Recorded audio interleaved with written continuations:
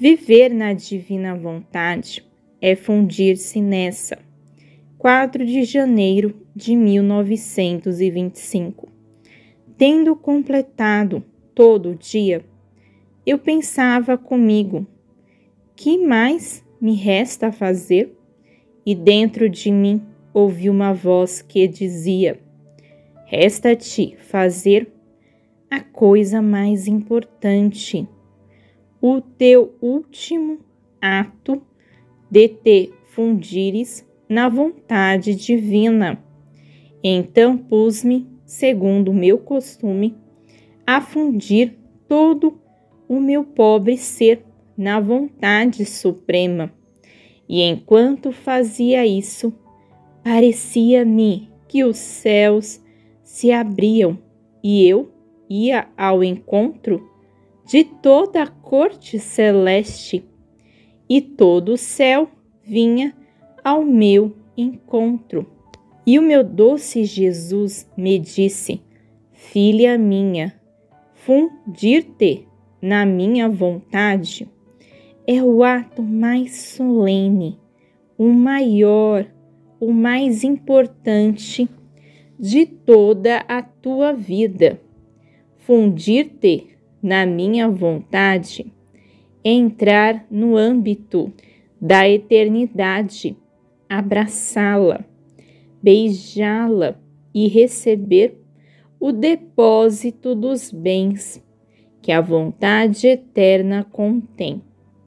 Aliás, à medida que a alma se funde no supremo querer, todos lhe vêm ao encontro para depor nela tudo o que possuem os anjos, os santos, a própria divindade. Todos depõem, sabendo que depositam naquela mesma vontade, onde tudo está seguro. E a alma, ao receber esses bens, com seus atos na divina vontade, os multiplica e os retribui a todo o céu, com glória e honra duplicadas. Assim, ao fundir-te na minha vontade, colocas em movimento o céu e a terra. É uma nova festa em todo o empírio. E como fundir-se na minha vontade é amar e dar por todos e por cada um, sem excluir ninguém, com a minha bondade, para não me deixar vencer em amor pela criatura.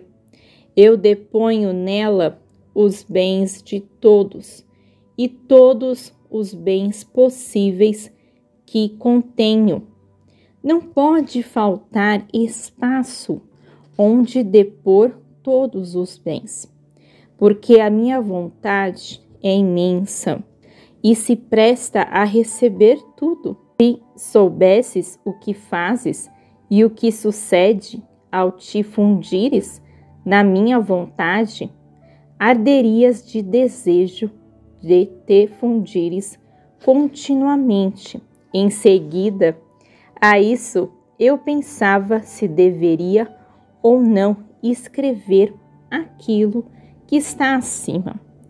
Não via necessidade, nem achava que fosse algo importante, tanto mais que a obediência não me havia dado nenhum comando para fazê-lo, e o meu doce Jesus, movendo-se em meu interior, me disse: filha minha, como não seria importante dar a conhecer que fundir-se na minha vontade é viver nela?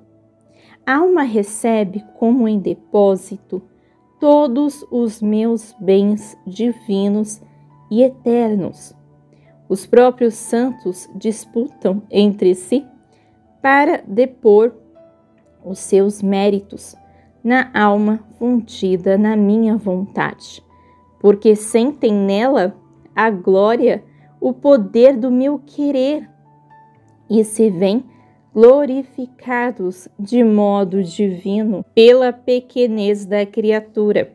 Escuta, filha minha, viver na minha vontade supera em mérito o próprio martírio. Aliás, o martírio mata o corpo. Viver na minha vontade é deixar que ela, com uma mão divina, mate a própria vontade da criatura e lhe conceda a nobreza de um martírio divino. E toda vez que a alma se decide a viver na minha vontade, o meu querer prepara o golpe para matar a vontade humana e forma nela o nobre martírio da alma, pois vontade humana e vontade divina não fazem liga entre si. Um deve ceder o lugar à outra, e a vontade humana deve contentar-se em permanecer extinta sob o poder da divina vontade. Portanto, cada vez que te dispões a viver no meu querer, dispões-te a sofrer o martírio da tua vontade. Vês então o que significa viver, fundir-se na minha vontade, ser o mártir contínuo da minha vontade suprema. E a ti parece pouco? E te parece coisa de nada? Luísa sofre porque Jesus apoia sobre ela um pouco do enorme peso do mundo. A divindade de Jesus operava em sua humanidade, a qual, assim, cumpria o seu ofício para com o Pai e para com todas as criaturas, num só ato. A criatura é chamada a fazer o mesmo, em atos sucessivos, tomando parte ativa nos próprios atos de Deus. 22 de janeiro de 1925. Continua a minha vida entre as amarguras das privações do meu doce Jesus. Não sei como vivo, sinto um pesadelo que me esmaga. A própria natureza, ao ver-se privada daquele que era o único que a sustentava, quereria dissolver-se, de modo que ora sinto os ossos se desconjuntarem, ora os canais do estômago se fecharem, de forma que não quer receber nem água nem alimentos. Pobre natureza minha, sem o meu Jesus, quer declinar e desfazer-se. Mas, enquanto está para desfazer-se, uma força potente e uma mão forte me aperta, repõe os ossos transtornados, abre-me os canais e impede o meu total desfazimento. Ó Deus, que pena! Tem piedade da minha dura sorte. Faze que me retorne aquele que me dava vida.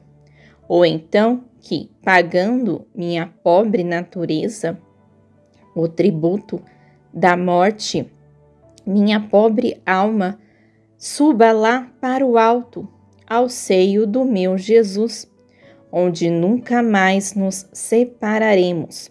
Ora, enquanto me encontrava neste estado de declínio, mas, quem sabe depois de quantos sofrimentos, o meu doce Jesus se fazia ver no meu interior, sentado no meio, todo taciturno, com a mão sobre a fronte, todo pensativo, isolado, sem que ninguém lhe estivesse próximo.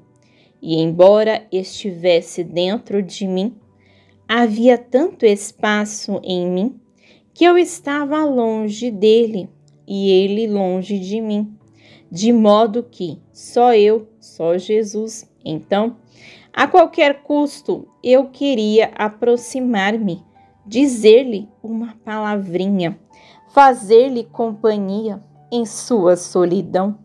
E não sei como aquele espaço se estreitou. Aquele espaço me parecia o mundo.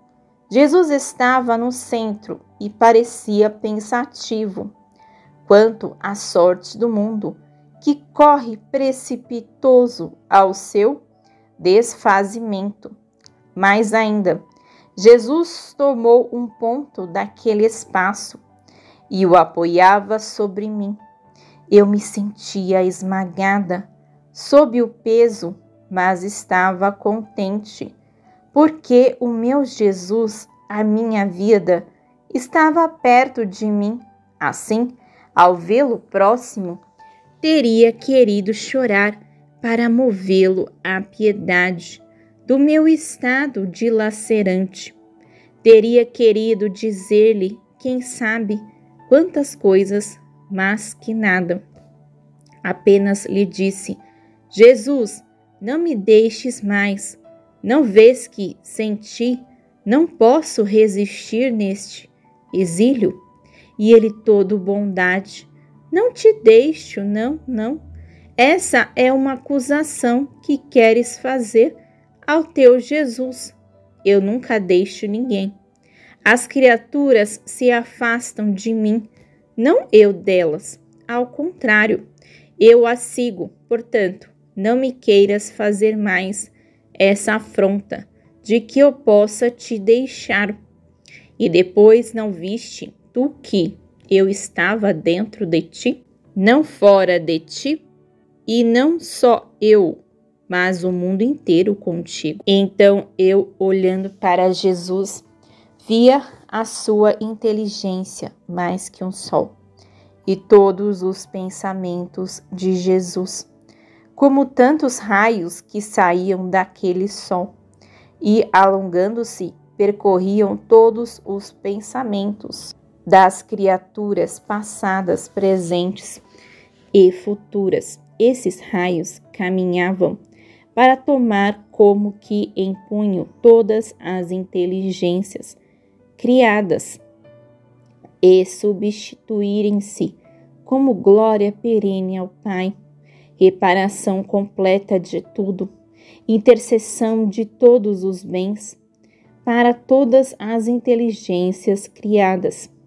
Então Jesus, puxando-me para si, disse-me: filha minha, este sol que tu vês na inteligência da minha humanidade foi formado pela minha divindade, que me dotou com a potência criadora e com a onivisão de todas as coisas, de modo que eu devia ser o novo sol das almas, e como sol que criei para o bem da natureza, percorre com a sua luz toda a terra, sem negar a ninguém os efeitos de sua luz, mesmo sem se afastar do céu, mas faz partir do seu centro os raios que levam os bens que contém.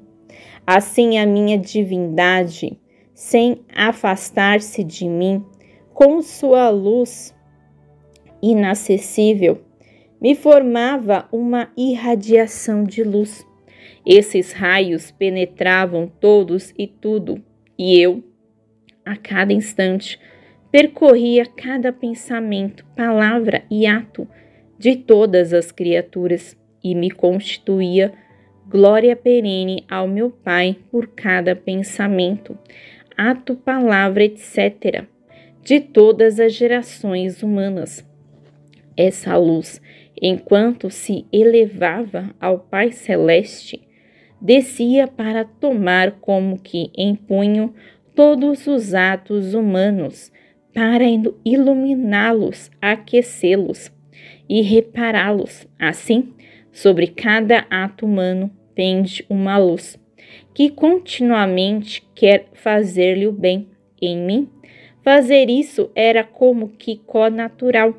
Tu, filha minha, não tens essa potência de fazer em todos os atos um ato só, como eu fazia. Por isso, na minha vontade, percorrerás um a um cada um dos meus raios, e pouco a pouco farás o caminho que fez a minha humanidade. Então, procurei percorrer o primeiro raio, em seguida o segundo, e assim por diante. Mas, ó potência do divino querer, enquanto percorria aqueles raios, eu era tão pequena que me parecia ter me tornado um átomo, e esse átomo se encontrava ora na inteligência divina e percorria as inteligências das criaturas, ora na palavra, ora no movimento divino, e percorria as palavras e os movimentos das criaturas, e assim de todo o resto. Então a divindade, as pessoas divinas, ao ver a minha extrema pequenez em sua inteligência, em sua palavra e em seu movimento, tomada de amor pela minha pequenez, ficava arrebatada e comprazida dizia: essa pequenez nos arrebata, e ao vê-la entrar em nossos mesmos atos para realizá-los junto conosco, para difundi-los sobre todos, experimentamos tal alegria, tal comprazimento, recebendo a nossa mesma glória, que com todo o amor lhe damos a liberdade de entrar em nós, para fazê-la operar junto conosco. Eu me sentia toda confusa ao ouvir isso, e dizia a mim mesma: eu não faço nada, é o divino querer que me leva em seus braços. Portanto, toda a glória é da sua adorável vontade. Dúvida e temor de não saber se entra na divina vontade. 27 de janeiro de 1925. Ela alimenta, conserva e mantém em ato os atos feitos nela, como faz com todas as coisas que criou, que conserva belas e imutáveis. Enquanto me fundia no santo querer divino, pensava comigo. Antes, quando me fundia no santo supremo querer, Jesus estava comigo e juntamente com ele eu entrava nele, de modo que o entrar era uma realidade. Mas agora eu não o vejo, de modo que não sei se entro ou não no eterno querer. Sinto antes que seja como uma liçãozinha aprendida de cor ou um modo de dizer. Ora, enquanto isso eu pensava, o meu amável Jesus moveu-se no meu interior e, tomando-me uma mão na sua, empurrava-me para o alto e disse-me: filha minha, tu deves saber que, quer me vejas, quer não me vejas, toda vez que te fundes na minha vontade, eu, de dentro do teu interior, tomo-te uma mão para empurrar-te para o alto, e do céu te dou a outra, minha mão, para tomar-te a outra e puxar-te para cima, no meio de nós, na nossa interminável vontade, de modo que estás entre as minhas mãos, entre os meus braços. Tu deves saber que todos os atos feitos na nossa vontade entram no ato primeiro, quando criamos toda a criação, e os atos da criatura, beijando-se com os nossos, porque uma só é a vontade que dá vida a estes atos, difundem-se em todas as coisas criadas, como está difundida a nossa vontade por toda a parte, e se constituem em retribuição de amor, de adoração e de glória contínua por tudo o que fizemos sair na criação.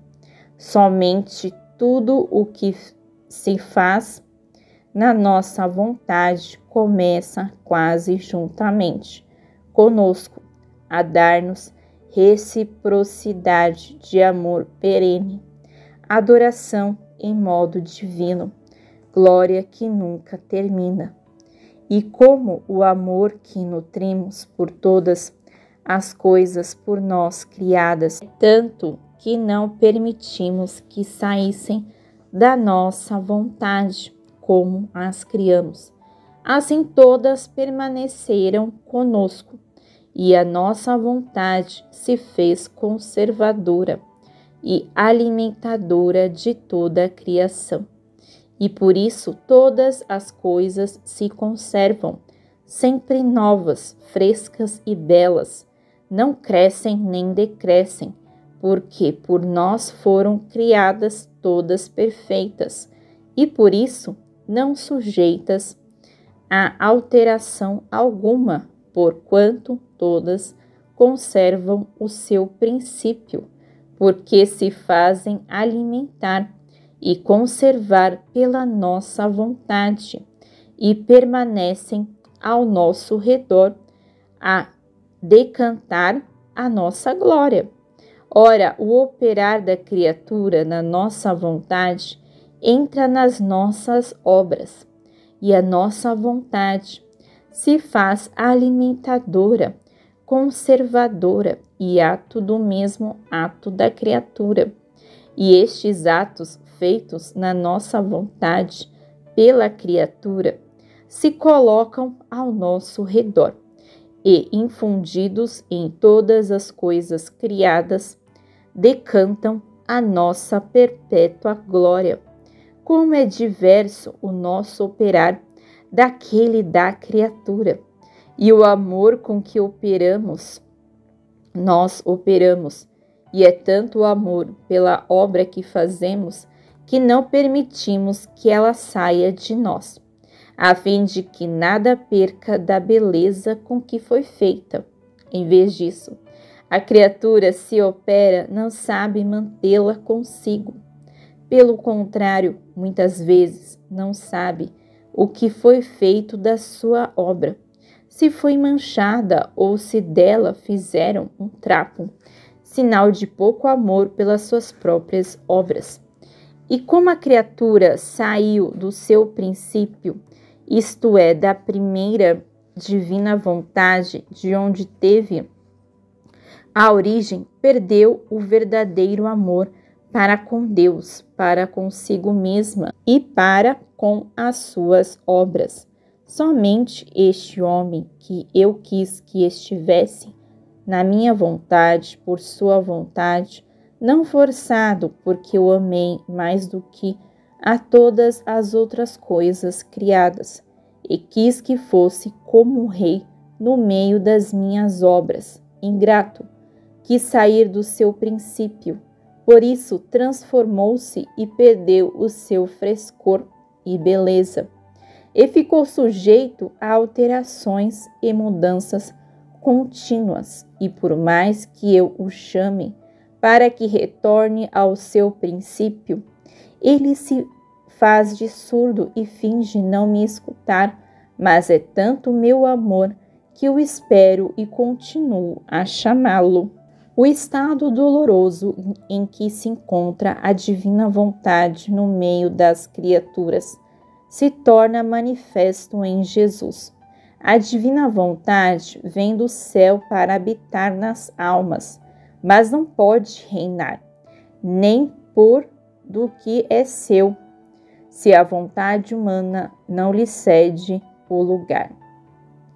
8 de fevereiro de 1925.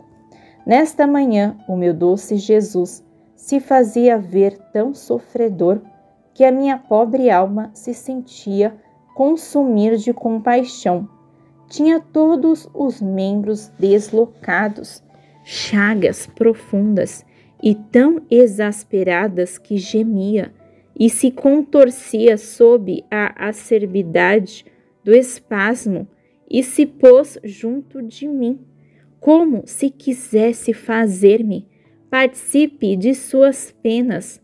Já só de olhá-lo, eu sentia refletirem-se em mim as suas penas, e Jesus, todo bondade, disse-me: filha minha, não aguento mais. Toca as minhas chagas exasperadas para mitigá-las.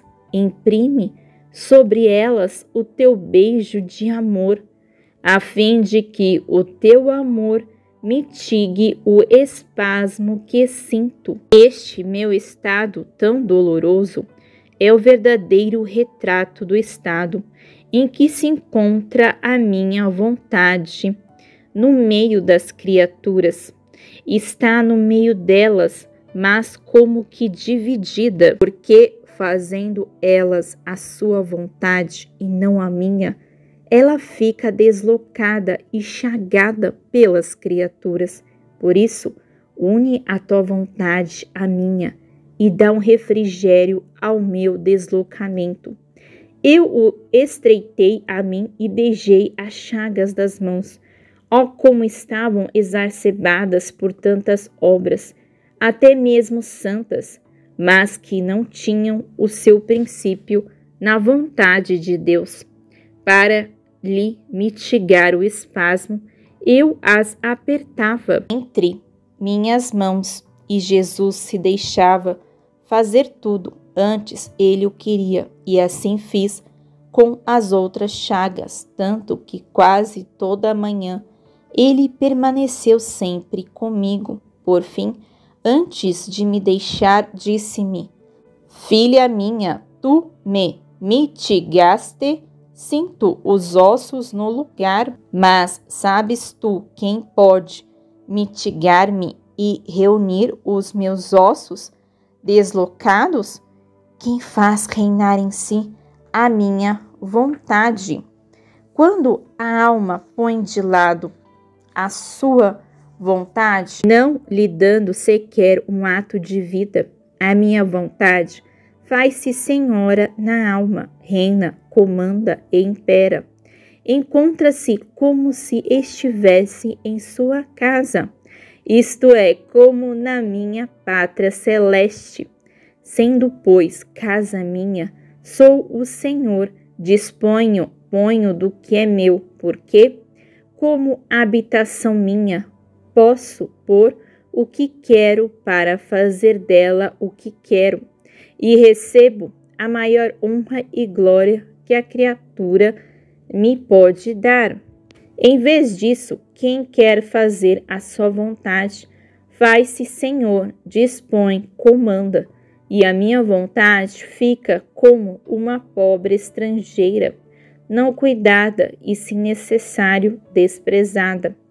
Eu desejaria pôr do que é meu, mas não posso, porque a vontade humana não me quer ceder o lugar, até nas próprias coisas santas. Ela quer fazer tudo por conta própria, e eu nada posso pôr do que é meu. Como me sinto mal na alma que faz reinar a sua vontade. Acontece como a um pai que vai visitar um filho seu distante, ou como a um amigo que vai ao encontro de outro amigo. Enquanto bate, abram-lhe a porta, mas o fazem permanecer na primeira sala. Não lhe preparam o almoço, nem a cama onde repousar. Não o fazem participe nem das alegrias, nem das penas. Que afronta, que dor para esse pai ou para esse amigo. Se trouxe tesouros para presenteá-lo, nada deixa. E vai-se embora, transpassado, no fundo do seu coração. Em vez disso, outro mal o vê. Põe-se em festa, prepara o mais belo almoço, a cama mais macia. Antes, dai-lhe pleno domínio de toda a casa e até de si mesmo. Não é esse o maior ato de honra, amor, respeito e submissão que se pode prestar a um pai ou a um amigo?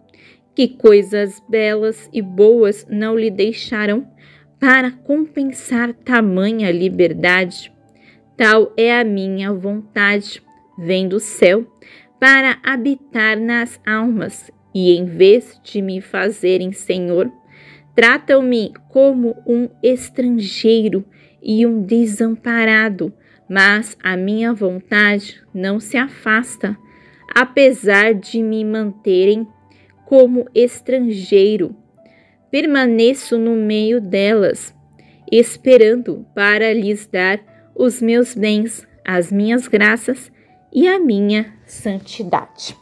Livro do Céu, volume 17, escrito Serva de Deus Luísa Picarreta. A pequena filha da divina vontade.